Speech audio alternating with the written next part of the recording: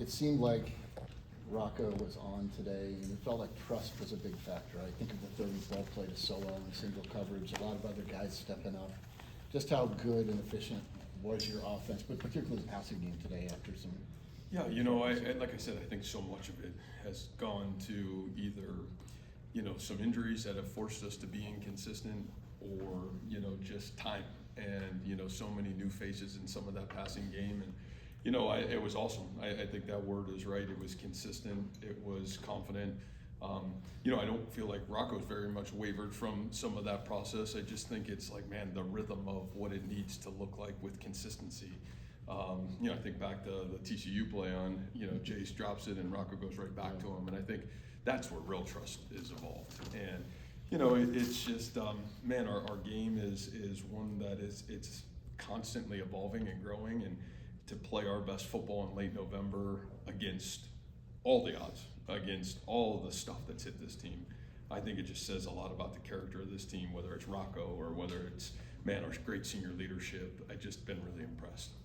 And then third downs, I think you hit on 7 of your first 11 and 3 of your first 3 fourth downs. In line with the same efficiency, seemed like the right plays were getting called and guys were executing in those moments. Yeah, I think that's probably a little bit of a trend of our success. If you look over the course of the season, is man, when we played really well in situational football, we've been at our best. And obviously, I thought again today, we played in that rhythm, and so it was great to see not only execution, but to see us be able to be in kind of manageable third down situations, and even in some of the non-manageable situations, we were able to make some great plays. I think Chase's play is a third and long situation that obviously kind of springboards things open. So great to see, great to play in the rhythm that we want to play in, really across the board, and just excited for our kids and the opportunity to keep finishing forward right now.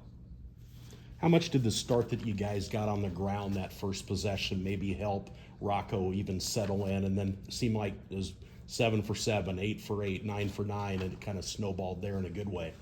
Yeah, I think the reality is we've run the ball the last 6 weeks maybe as good as we have in 10 years here. So, I don't know if that settled him in as much as, like I said, I just think of, man, I thought our guys continue to go to work. I think we're growing, and I think the reality of it is I thought our guys made some great plays, and honestly, I just think Rocco, again, his health, getting healthier, man, I just think all those things really started to come to fruition, so it was awesome to see. And then with Daniels and kind of what he can do to the back end of a defense, you've got how many new starters at safety this week on the back end? How did that group play, do you think, against Daniels? Sure, and I said this to Jalen after the game. I mean, what a respect factor that I have for competing against him here over the last, what seems like, man, forever.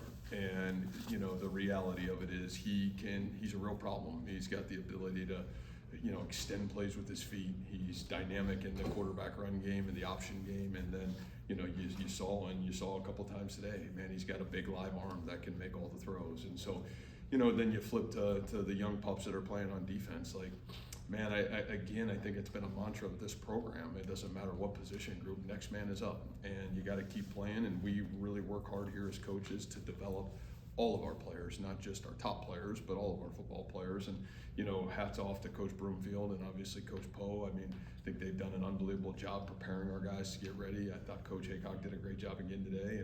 And I think it's also, man, Marcus Neal's kind of been the centerpiece the whole time. It's great to have his communication and leadership there, and to have the 3 linebackers that have played a lot of football and their ability to communicate and help those young guys out. And then, obviously Drew Surges, 2 weeks in a row, I just think he's been magnificent. And, it's college football, I've always said it, it's about your opportunity. And when you get it, are you going to be ready and take advantage of it? And he certainly has. And Carson Van Dinter did the same thing again today. So, all real positive things from our end of it. And we'll have to keep growing because it won't get any easier, but really proud of those guys. So similar to what you just said about the young defense so far, just how special is it to see so many people go into this position and step up when they're needed? Yeah, I think that's huge. Our sport is really special because, there's not 5 guys playing and one guy's a superstar, and it's not individual sport. This is team. It's the ultimate team sport, and everybody has to do their job. And I think that is, it's hard to understand that, and it's hard at 18 to 22 years old to understand that. But I think it's one of the things I really love about our kids is they understand that value. And, you know, no matter who steps in, you don't have to be a superhero. We just need to have a superhero team. We just need you to do your job and do what's being coached of you. And to be able to see so many guys really over the last 2 years, I mean, just step in and play great football. I mean, Cooper Alexander on offense today, I mean, man, what a great play. Just so many guys, it's really rewarding. And I think it says a lot about our coaching staff, and I think it says a lot about the development in our football program, and again, the leadership that we've had from this senior class, because I think anytime, sometimes you get some of those injuries, that can wear on you. And our seniors, they just led from the front, and they've never complained, they never pointed the fingers. And quite honestly, they're gonna have a chance right now to compete here the next 8 quarters to do, I think, what 4 teams in the history of this school have ever been able to do. So I don't know if a lot of people are thinking about that, but we are. The 4th down decisions, were they independent of each other, or was that a mindset coming in today to try to be aggressive offensively? Boy, I don't even remember right now. So, you know, that'd be a great Tuesday question. Now, I will say, you know, I think all those situations, the wind a couple times when we were going into the wind, I just didn't feel like, man, I didn't want to put our, you know, kicking team, not that I don't trust Kyle, I just didn't want to put him in a really tough situation. It was swirling. It wasn't as if you're just going into the wind. And then, you know, a couple times, I think, you know, when you're 4th and 1, 4th and 2, geez, you got to believe in your guys. And, you know, I think it was awesome to see. We made some great plays, but really that was our thought process. And I will answer that again on Tuesday, you know, if it's pertinent from your end of it. But I think from those standpoint, wasn't like, oh man, we're going to go for it all the time on 4th down. It was, I think a lot of it was the flow of the game. Taylor was in here on Tuesday saying that he wanted to simplify things offensively. How much of that was part of today's success? I think it was huge. You know, we really spent a lot of time going back and saying, what are we doing well? And, you know, I think you can look at stats sometimes and say, what are you not doing well? But when you actually look at the videotape and say, okay, we're doing a lot of things really good. What should we be doing more of? And how do we continue to take what we're doing well? Man, you got enough 10 games value system. And let's simplify things and kind of get ourselves back to, man, being our best. And I do think that helped us. Again, Mouse does an unbelievable job, and that staff does a great job. And again, I think it's where I use this word all the time, being curious enough to say, okay, what's not going well? And what are the things going well, and how do we do a little bit more of what's going well, and kind of try to help the situations that maybe aren't going well. So I thought we did a great job there, and you know, again, that is where the run game can help you and all those other things, but I thought we were able to simplify for sure. How much heart does Carson Hansen continue to play with? Yeah, I mean, I think he's having a really special year. I mean, one of the toughest young men in our program, how he runs the football late in games, how he came back into the game today to run the football. Every run I feel like he has is a major car wreck at the end, right? Like it's just, he's got that physical ability to fall forward every time he runs the football. And when that happens, that's usually not just a simple tackle by the shoestrings. It's violent. And I think he plays with, you know, that violence and that consistency all the time. That's hard to do, especially at tailback. But, you know, we're really proud of him. I mean, I thought of Boo too. I mean, the run he has on 3rd down, I don't know if there's much there, but man, he puts his foot in the ground, he gets vertical through somebody and gets us the 1st down at a really critical moment. Those 2 backs, man, they're really special, and they're playing at a really high rate right now, so we're really proud of them. You talked a little bit about Kyle, his ability. He hits from 50 plus again, even with the conditions. What does that kind of say about him this season, his resilience, even with obviously the wind and whatnot today? Well, we missed him for a while, so it was nice to have him back. You know, it's Kyle's exceptional. I mean, he is an elite talent. I don't know, maybe there are some people statistically that may be, you know, better than him, but I don't know if there's a better kicker in the country than what Kyle is. I mean, his ability, he's making routine 50-yard plus field goals at a you know, an elite rate. And so, and again, Tyler Perkins has got to hold it, you know, and we got to snap and we got to protect it. So I don't want to discredit that group, but man, for Kyle to be as steady as he is huge, and he's an A player for us. He's a difference maker for us, and just really proud of him for sure.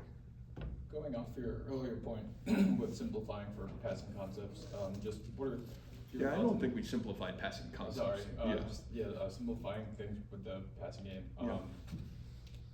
Were you pleased with the results in the red zone, and did you feel like that helped translate over there too? Yeah, and again, we'll have to go back and look at some of those things. I thought we ran the ball well. Obviously, you had the dump pass to Ben for a touchdown, and but I just think globally, man, Rocco had the nice little rollout to Brett, in a critical situation. I just felt like from our end of it, we played in great rhythm today, and let's not make a mistake. We played in really good rhythm early in the season when we were healthy and clicking on all cylinders. And so, I think we had to work through the mud a little bit of some health and where we were to kind of, I think you see us coming out of it again. So, I don't think it's play calling or this or that. I just think it's, man, the ebbs and flow of the season a little bit. And, I've said this a million times. Our quarterback is one of the best quarterbacks, and he is tough. He is gritty. And if you look at every game that we played, that guy's giving us a great chance to win the football game. And so, I just think, how do we continue to serve him the right way and build the people up around him? And I thought those guys really grew today, so that was awesome. Matt, I wanted to ask about that. Will Slate, top recruit in the class of 27, staying home, committed to Iowa State today before the game at tailgate, not of all places. How excited are you to add a guy like Will here in the coming years? Yeah, no, I don't want to get you in trouble or me in trouble, because I'm not allowed to comment on recruiting in general. Other than, let me just say this, it is great for us right now in terms of, man, the recruiting journey to continue to work really hard, especially in the state of Iowa or globally in our 6-hour radius, to continue to recruit the right young men. Coach, kind of another recruiting question. There's so many teams in college football that probably wouldn't be able to bounce back from a 4-game losing streak. What is it about the players that you recruit? How do you find them to be able to bounce back as they have? Yeah, I think for us, and we've said this in the recruiting process, and it's 2 years in a row where we've had to deal with just a lot of stuff. And I think one of the things for us, it's like, man, OKG, our kind of guys. We had a great group up here today, this morning, and before the game, and we've always talked about build a team that you can lose with before you can win with. And bad things are going to happen. You're going to go through hard, especially at this place, especially here. And the reality of it is, can you fight through it? And I think that's been the really cool thing about the story. I think the part of the story is, you miss the story if you haven't seen the resolve, the character, and the toughness that our kids have always had the ability to respond when their back's been against the wall. And I think one of the really neat things for us is trying to find the right humans, the right families, the right people that have that kind of resolve and toughness and character, and understand it is about the team. And there'll be good days, there'll be tough days, but if we just keep growing, we'll eventually get as our work deserves. And like I said, right now we've got 8 quarters guaranteed left to us with this season. And we got a chance to make some powerful statements about who we are. I think the senior class set a record today in a 2-year period, the best 2-year win mark in the history of the school. And again, I think it says a lot about what's happened here and what's going on. And got to go up the tough side of the mountain, but I think our kids know that, and we don't flinch from that in the recruiting journey and the recruiting process. So appreciate Last it. question here in the middle. You talked there briefly about setting the wins record over the last 2-3 years. You talked about what's still in front of this team and being able to capitalize on it, being able to Oklahoma State in a bowl game. How much do you think that says about the process that you guys go from 5-0 to 0-4 to now winning 2 in a row and have an opportunity to end the year strong with 2 more wins and potentially 9 wins again this year? Yeah, I think the process for us in terms of, to me, there's 3 processes, right? There's build the man process, which that's our job. There's build the team process, which happens every year in college football starting in January. And then, obviously there's build the journey process. And the build the journey process happens when you kick that ball off. I think today, what's November 22nd, right? We've been at it, practicing live football with few days off since July 22nd. 4 months, which nobody else would have to do, but we have. And the reality of that has been, man, can you just stay the course, not look at the scoreboard, not worry about the results, and know at the end of the season, we'll evaluate, did we do what we had the capability to do, what came at our, because every day, man, like the world you guys live in, holy cow, like, you know, it's tough because it's up, it's down, it's this. Like, it's a season, it's 12 guaranteed games, and then you hope that you get more of it, and then you hope you get the opportunity to tell a great story at the end of the season. And so, you know, I don't think we've ever wavered from that, and I don't think we can waver from that, because I think that's the journey that we're on. And you're dealing with 18 to 22-year-old kids, and even though they're getting paid and all this, they're kids. And our job is to mentor, guide them, and then help them grow to become the best version of them that they possibly can be. So I hope that answers that, but I think it's a great question, and I think it's fair. So I appreciate it. Thank you, guys.